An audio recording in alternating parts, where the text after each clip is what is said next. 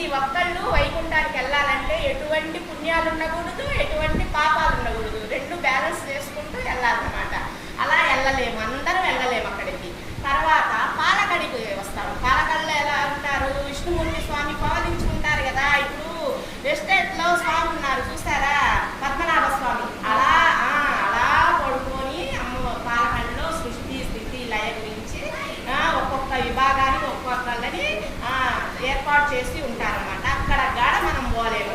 తర్వాత వ్యూహంలోకి వస్తారంటే రకరకాల అవతారాలు ఎత్తుతారనమాట. రామావతారము, కృష్ణావతారము అంటే వేదాలను సంరక్షించడానికి మత్స్యావతారముగా, రావణాసురుణ్ణి సంహరించడానికి రాముడిగా, కృష్ణావతారంలో కంసుడిని సంహరించడానికి శ్రీకృష్ణుడిగా వివిధ అవతారాలలో ఎత్తి భగవంతుడు వస్తాడు. అప్పుడు కూడా గుర్తించలేము. అంటే వస్తారు కానీ మానవ రూపంలో ఉన్నారు కదా వీళ్ళు దేవుడా అనే ఆ జ్ఞానం కూడా మనం తెలియదు.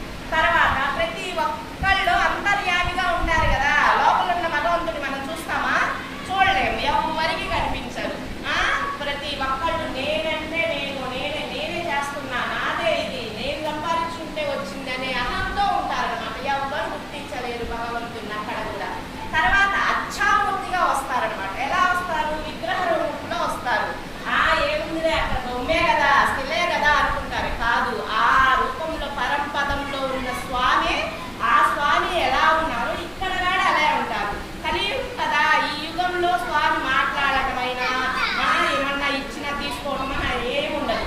ద్వాపర యుగము, త్రేతాయుగంలో ఋషులకి మునులకి సాక్షాత్తు మాట్లాడేవాళ్ళు అన్నమాట. అంటే అప్పుడు అంతా శక్తి, వాళ్ళ తపశక్తి, వాళ్ళ సత్యమైతేమి ధర్మమైతేమి 4 పాదాలలో ఉండదు కాబట్టి భగవంతుడు వాళ్ళకి సాక్షాత్కారం, తపస్సు చేస్తే వాళ్ళకి సాక్షాత్కారం జరిగింది. కానీ కలియుగంలో అలా ధర్మము ఒక్క పాదంలోనే ఉందన్నమాట. అందుకని భగవంతుడు వచ్చినా కూడా నమ్మలేమన్నమాట.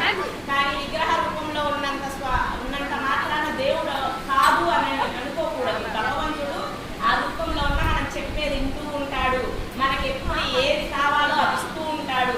ఈ టైంలో మనం మర్చిపోయామనుకో అది మన ఇచ్చ కాదు, అది భగవంతుడు ఆ టయానికి నీకు గుర్తు రానికుండా చేస్తాడు. నీకు అవసరమైంది అనుకున్నారనుకోండి, అది గుర్తు చేసేటట్లే భగవంతుడు చేస్తాడు. ఏది ఇవ్వాలన్నా ఏది చెయ్యాలన్నా భగవంతుడు